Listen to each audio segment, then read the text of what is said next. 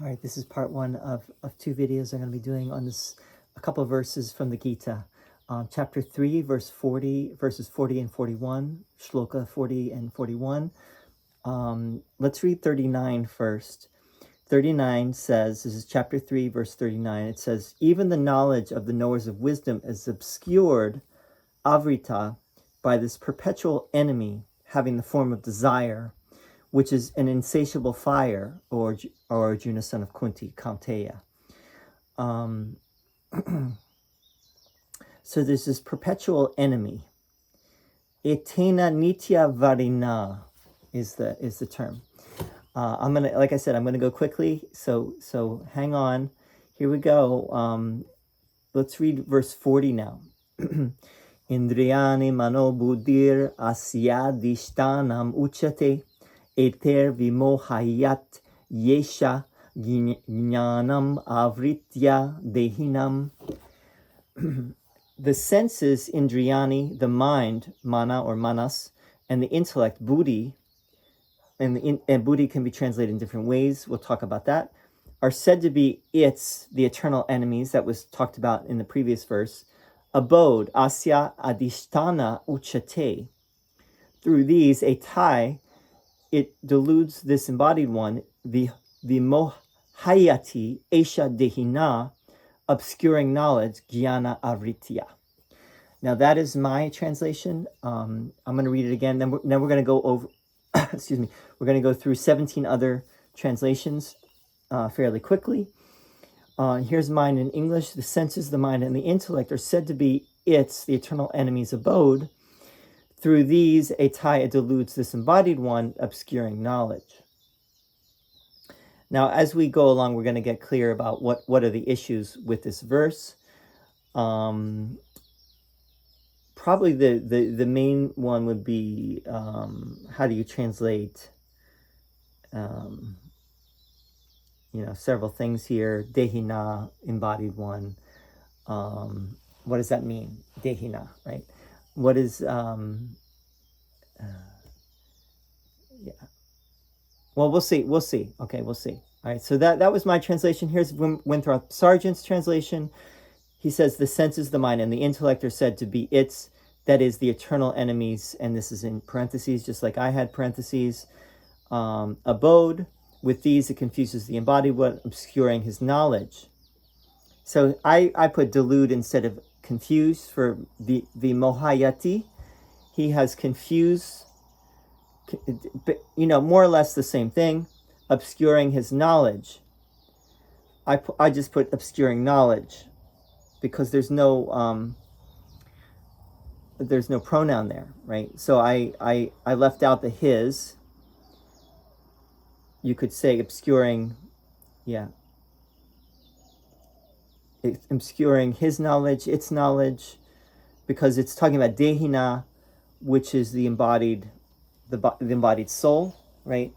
So it's obscuring the knowledge of the embodied soul. I don't think his is necessary there. So I disagree with Winthrop Sargent, although I can understand why he put it.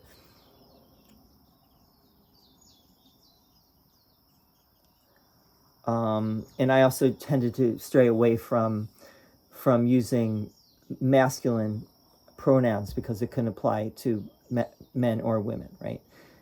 All right, Shivananda has the senses, mind, and intellect the same, right? He has the same senses, mind, and intellect are said to be at seat. He said seat instead of abode. I used abode like Winthrop Sargent. Now Shivananda has seat for the word adhishthāna, which is fine, right?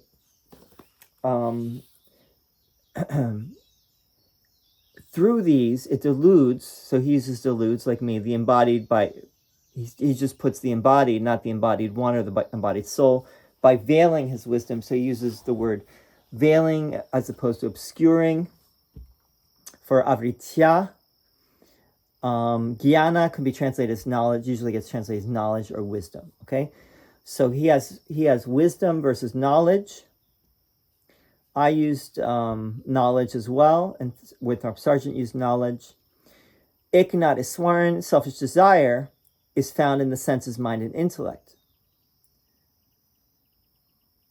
All right, so he adds the selfish desire, right, coming from the previous verse, misleading them and burying, so misleading instead of deluding or confusing, and burying the understanding in delusion.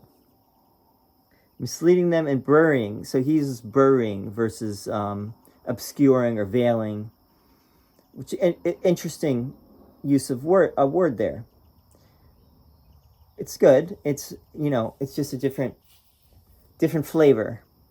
Does it change the meaning? Not necessarily.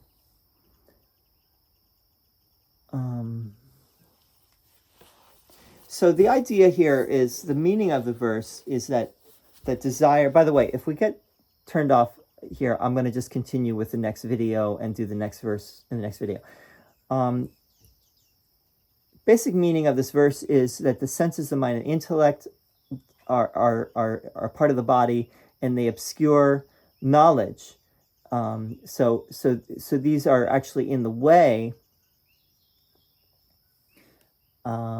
They delude. They're part of the process that leads to delusion of the embodied soul. Yajñānam, we read his, right? The senses, the mind, and the reason. This is Tilak. I have not used his before, but apparently this is a famous translation. The senses, the mind, and the reason are said to be the adhishthāna, that is the house or fortress of it. By the support of these, it puts aside knowledge and throws the man into confusion.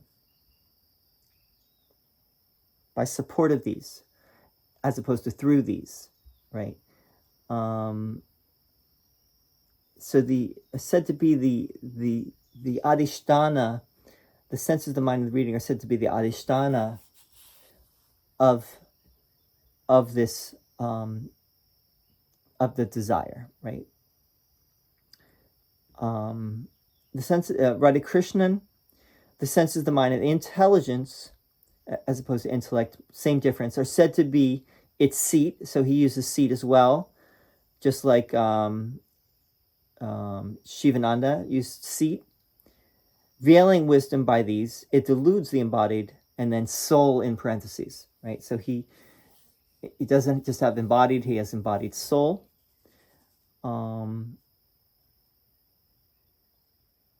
Now, Yajñānam did not translate dehina, right? Which I think is problematic not to translate that.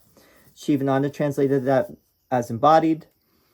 Winthrop Sargent translated dehina as embodied one. I translated it as embodied one as well. All right. Nikhilananda, the senses, the mind, and the understanding are said to be its seat. So he follows Shivananda. Through these, it veils knowledge and deludes the embodied soul. He uses knowledge, like Tilak, he uses knowledge with a capital K. So he might have been using Tilak's translation, and deludes the embodied soul, but he doesn't use it that much. Tilak has a lot of capital letters, like he capitalizes senses, he capitalizes mind, he capitalizes reason. All right. Mahadev Desai, the Gita, according to Gandhi, has the senses, the mind, and the reason are said to be its great seat. Great is an addition. By means of these, it obscures knowledge and stupefies man. That's an interesting word for what we were saying was delude or confuses. Srila Prabhupada has... How you doing, bud? How's it going? Let me just finish this video. Order pizza. Oh, thanks. Pizza for me? Thanks, bud. I'll eat it while I do this video. Let me finish the video, okay? I'm going to eat it. Thank you. And I'll be right back, okay? The senses, the mind, and the intelligence are the sitting places of this lust. Bring it back when you're done. Okay, so he has sitting places as opposed to seat. Not a great translation. Not a great English translation, because we don't usually say sitting places, right? The senses, the mind, and the intelligence are the sitting places of this lust. So he translates desire, krodha, or kama, as lust, which is fine. And I talked in a previous video about what would be the difference between using the word lust versus desire. Lust is a form of desire, but it's, in a way, we're getting rid of all desire, right? Except that one desire, right? Desire to know. Lust has a certain connotation that may be good in some areas, in some instances, but maybe not this particular instance, which veils the real knowledge of the living entity and bewilders him. So he uses living entity for dehina. Most people have the understanding that it means something having to do with the embodied, right? The embodied one or the embodied soul. So that might be problematic that he says living entity, what that actually means, right?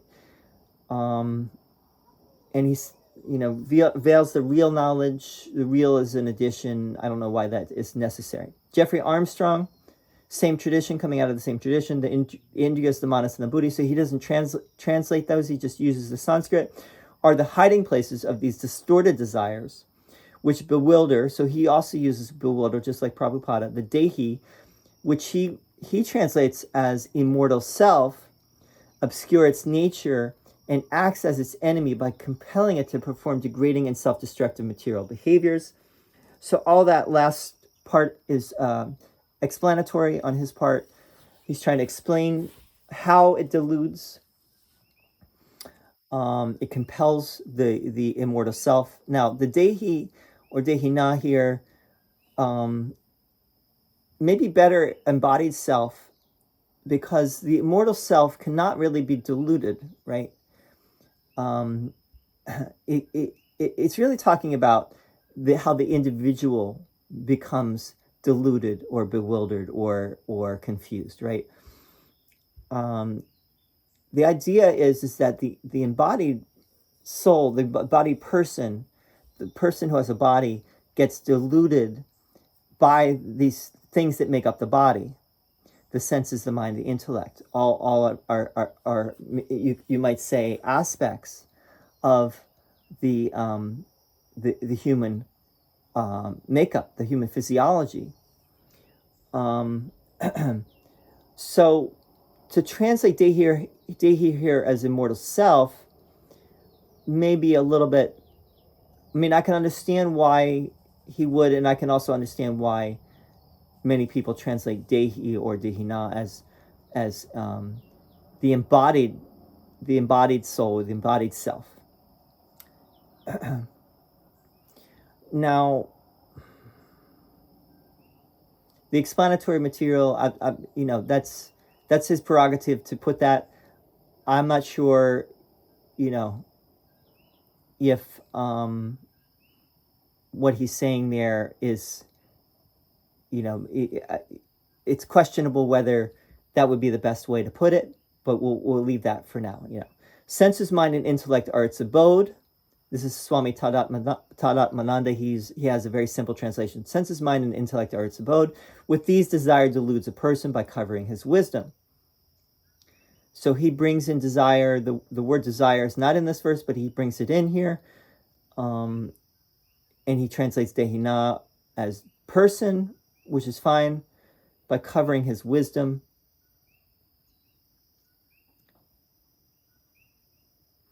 Okay, it's good. Paramakaruna Devi, it is said that the senses, the mind, and intelligence are the seats of this, and then in parentheses, angry lust, which is interesting that she has angry lust, as this, and then angry lust confuses and covers the knowledge of the embodied beings. Now, it's not plural, though. I don't think this is, dehina here is plural. Let's see if it is. No, it's not a plural, so, but it's fine, she can put that. Interesting that she translates kama from the previous verses, angry lust. I don't know where she gets that, because it's not, Prabhupada had lust, and now she has angry lust. I think that's a little bit of an addition that may not be the best, addition. Anyway, going on. Swami Chinmayananda, the senses, the mind, and the intellect are said to be its seat. Through these, it deludes the embodied by veiling his wisdom. That's like Tadatmananda.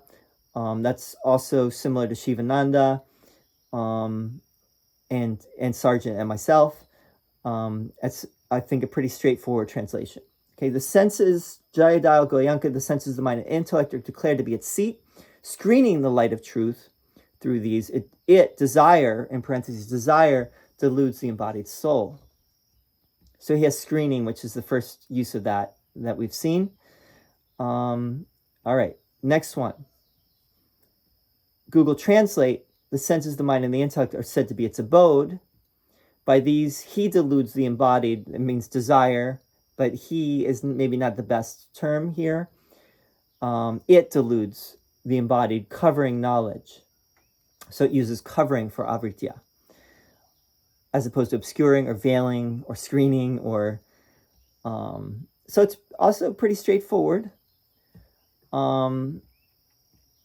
Charles Wilkins, who had the first translation of the Bhagavad Gita, it is said that the senses, the heart, and the understanding are the places. Heart is maybe not the best, for manas, are the places where he delighteth most to rule.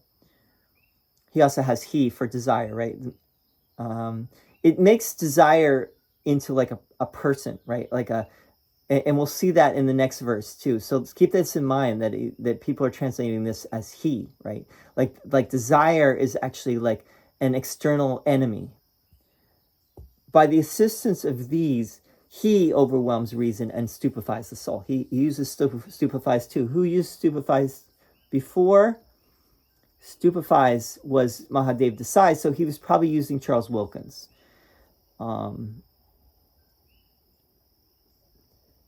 Sir Edwin Arnold, who was just a little bit after Charles. He was one of the earliest. He was maybe a century later, I think. Another great English translation, influential. Senses, mind, and reason. These, O Kunti's son, are buddhi for it. That's interesting. In its play with these, it maddens man, beguiling, blinding him. So, all right, there you have it. Let's go back to the beginning because we still have juice here. Let's read the verse one more time. Indriyāṇi mano buddhir asyādhiṣhṭhānam uchyate etair vimohayati-eṣha jñānam āvṛitya dehinam. The senses, the mind, and the intellect